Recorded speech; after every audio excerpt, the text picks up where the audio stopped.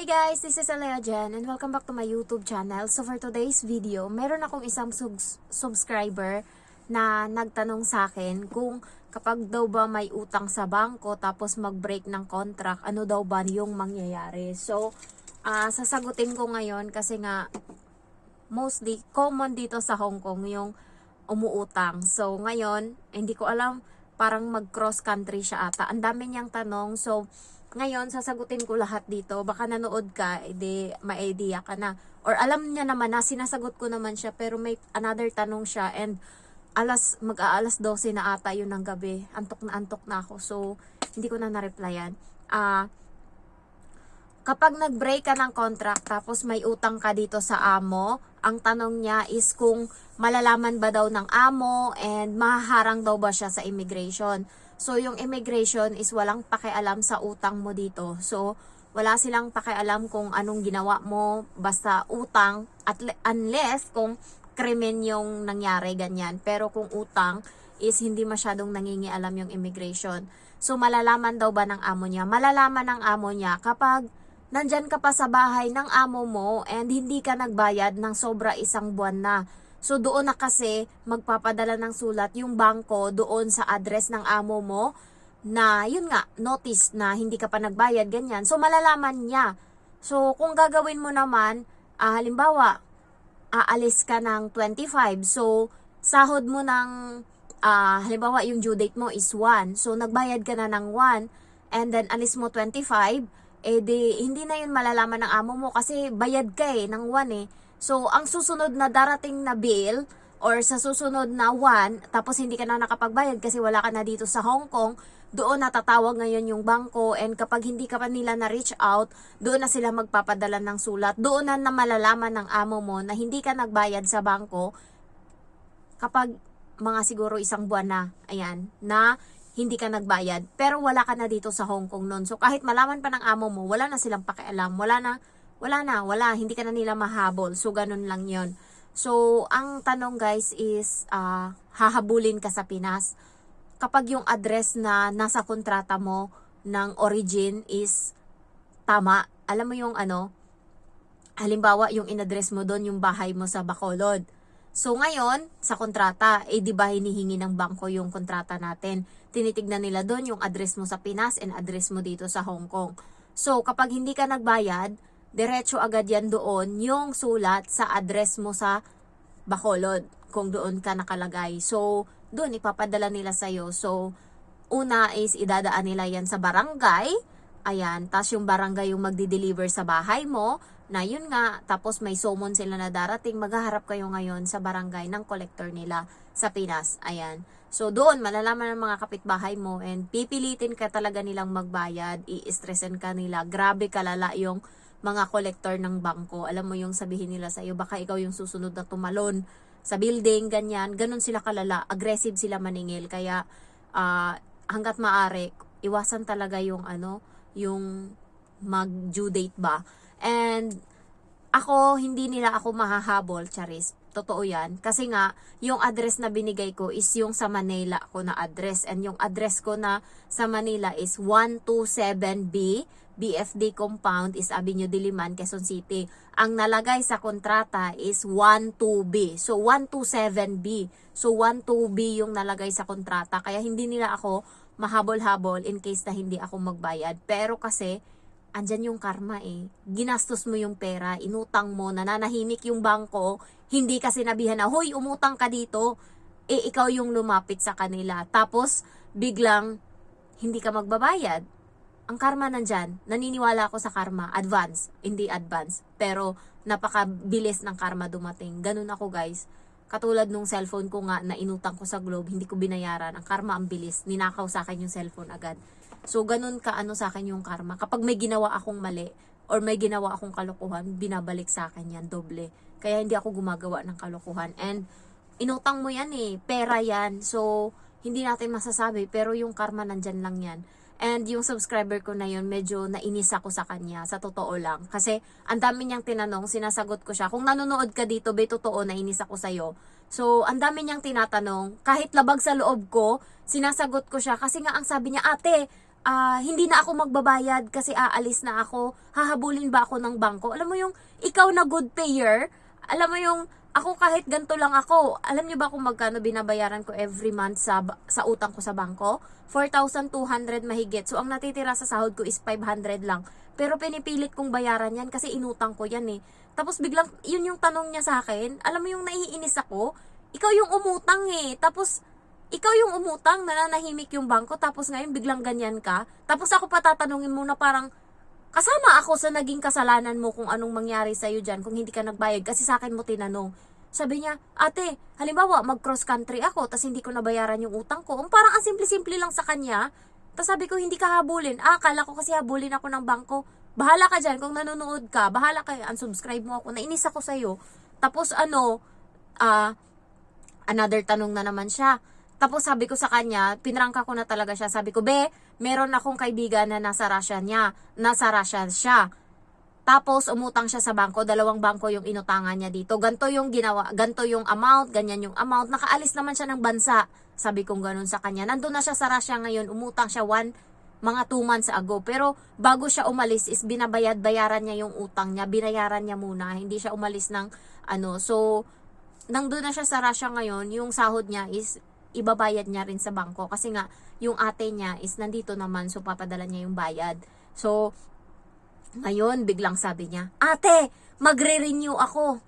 Tapos biglang halimbawa magre-renew ako ngayon tas utang ako. Tapos sunod na buwan aalis na ako. Yun, parang plano mo talagang umutang tas lumayas. So hindi ko na sinagot guys, nainis ako kasi alam mo yung hindi biro yung ipapautang sa'yo, yung pinakamababa na ipapautang sa'yo ng bangko, 10,000.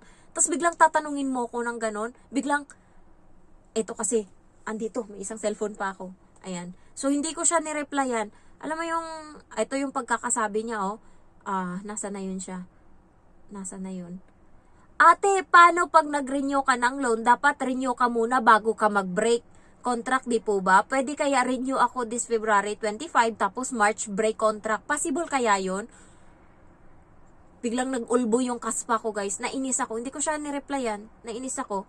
Basta ate hindi mag-inform ang immigration. Wala naman po yata paki-immigration sa utang, di po ba? Iniisip ko kasi baka hindi pirmahan ng immigration yung letter pag may utang. Salamat ate ng marami. Hindi ko lang sasabihin yung pangalan mo. Pero kung iisipin, mas matagal kang nangutang sa akin, ako bago pa lang. Ikaw magre-renew ka na ng utang mo kung iisipin, tas ako yung tatanungin mo. Alam mo yung, nainis ako, totoo lang. So guys, kapag nangutang kayo, be responsible, magbayad kayo. Tinanong ako ng HS Bank kasi, tinanong ako kung gusto ko daw mag-refer ng kaibigan or kung sino. So, pwede na ako mag-refer. So, ang sabi sa akin, tinanong ko kasi meron akong subscriber na gustong-gusto niyang umutang nung nakaraan. Tapos, ayoko. Sabi ko sa kanya, hindi be, kasi baka hindi ka magbayad ng utang tapos ako yung kulitin. Tapos tinanong ko yung HS Bank kasi tumawag sila sa akin kahapon. Sabi nila, hindi ka naman namin kukulitin. Referral ka lang. Sabi niya, hindi ka naman yung reference, so wala kang pananagutan. Sabi niya ganun sa akin. Pag hindi nagbayad, kasi sabi ko, ma'am, paano yan pag hindi nagbayad yung umutang, tapos ako yung nag-refer? So, ano mangyayari? Ako sisingilin mo? Ginanon ko siya. Sabi niya, hindi daw. So, sabi niya, so pwede ka nang mag-refer kasi nga hindi ka naman yung sisingilin pag hindi nagbayad. So, ayun, kung sino yung gustong umutang dyan, you can PM me. Pero dapat 3 months ha. 3 months na kayo. Sa Prime kasi 4 months. Sa HS Bank naman, 3 months. So, yun yung sabi sa akin. Kasi nga, advance na naman ako nagbayad. Dapat ngayong February 18 pa ata yung yung bayaran ko sa bangko. Tapos January 29 or 30, nagbayad na ako. Kasi every time na sinasahuran ako ng amo ko, binabayad ko yan kaagad. Kasi nga, natatakot ako, maraming possible na mangyari na may pera ka tas nakawin, hindi ka pa nakapagbayad ngayon sa bangko. So, anong mangyayari? Problema ka. Kaya pagka-receive ko talaga ng pera, wala naman ibang papupuntahan yan eh. Ibabayad ko rin naman yan. Kaya binabayad ko na agad kaysa sa manakaw yan sa akin. Hindi ko man hinihingi, pero hindi natin masasabi yung panahon. Lalo sa Shamshoy po, maraming magnanakaw dito ng mga Chinese. So, maraming mga OFW dito na gumagala, namimili, tapos hindi pa sila nagbayad ng utang, tapos biglang, yan, nabuksan na yung bag nila, tapos nanakawan sila. Kaya ako tamang hinala ako pag nandito ako sa nag-uukay-ukay ako kung saan. Basta pag may naramdaman ako na sumagi sa bag ko, tinitigdan ko talaga agad yan. Katulad kanina, namili-mili ako doon, tapos biglang may sumagi sa bag ko. Tinignan ko talaga yung babae. Sabi niya, walang nangyari, okay lang. Sabi niya ganun sa akin. Tapos nung nakaraan, subscriber yung kasama ko, namimili din kami doon sa mga parcel na hindi na open, si Dindin. So, nanonood din siya parati ng vlog ko. So, biglang may lumapit sa likod ko na Chinese na matanda, na lalaki. Tapos, sinagi niya yung bag ko, naramdaman ko talaga. Tapos, tumingin si Dindin, tumingin din ako. Maya-maya, biglang nawala yung lalaki. So, hindi mo masabi, kaya okay na yung tamang hinala ka parati para hindi ka nadudugaan kaysa sa kampante ka, tapos biglang wala na. Kaya, pagka may utang kayo sa bangko, tapos may sahod na kayo, bayad nyo na yan kaagad para walang problema. Marami akong nabasa na yun nga hindi binayad, nagala muna sila, nagpuntang Chimchachoy. So doon na nakawan, marami din daw dyan. Sa Central, Chimchachoy, tsaka Shamshoy po, maraming magnanakaw. So, ayun lang guys, kung gusto nyong utang kayo, pero responsible din. Kasi inano nyo naman yung pera ginamit nyo, ginastos nyo. So, bayaran nyo na lang. Kasi ako, makakaulit ka kasi. Alam mo yung, kapag wala kang late and matino ka magbayad, sila na yung nag-o-offer sa iyo Ayun na yung ginawa ng HS Bank sa akin. Gusto mo mangutang ate, ganyan? Ay, hindi po, tapusin ko muna. Kapag kasi good payer ka, madali lang ba? Tsaka wala, smooth lang. Kahit sabihin mong hirap na ako sa buhay, pero nakakasurvive naman. Ayan. So, yung prime ko, awa ng Diyos. 1 month na lang. Next month, February. No, March. March yung sahod ko, 'di ba? March 1. So, yan na yung last payment ko sa sa prime. And then, tapos na ako. And ang laki talaga. Doon na pupunta halos lahat ng sahod ko. Kaya, thankful ako na matatapos na siya. And matuloy-tuloy ko na yung sa bahay. So, yun lang guys. Na-share ko lang kasi nga medyo nainis ako sa subscriber ko kahapon na yun nga nagtanong sa akin about dyan na alam mo yung plano niya na talaga na umalis, na hindi magbayad, na mag-break contract pas mangutang siya. So ayun, pero nakakatakot yun, wag niyong gagawin kasi pwede kayong makasuhan doon kapag nag-break muna kayo ng contract tsaka kayo nagngutang. Yun yung wag niyong gagawin. Okay na mangutang muna kayo tsaka kayo mag-break contract kung yun yung gagawin nyo. Pero wag yung nag-break ka muna ng contract bago ka mangutang. Yun yung nakakatakot kasi parang feeling, alam ko may offense dyan. Parang pwede kang magkaroon ng kaso kapag ganun yung nangyari. So, yun lang guys. And, na-share ko lang. Thank you for watching and I love you all. Bye-bye. Kung may question kayo down there, you can comment down below. Love you.